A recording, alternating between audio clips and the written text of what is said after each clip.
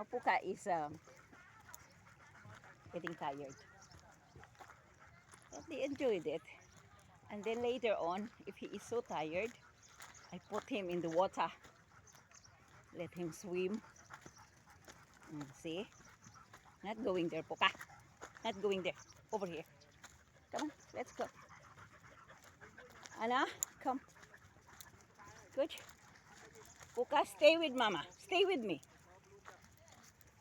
No, no, no, it's dirty. Come on, dirty. There.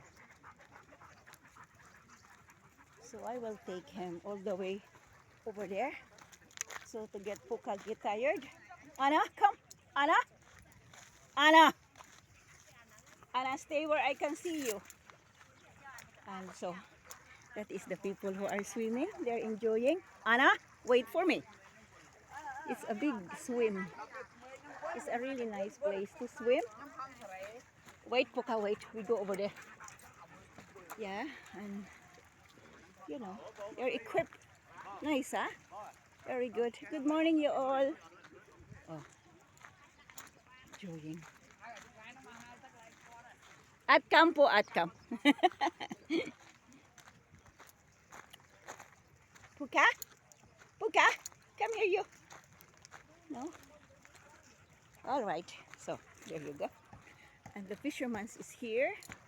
And after all these swimmers, the mothers will finish. They will buy fish with this fisherman. Oy, Puka, come here, you. Come here na, Puka. Oh, there's electricity. Okay. Po need water, ha?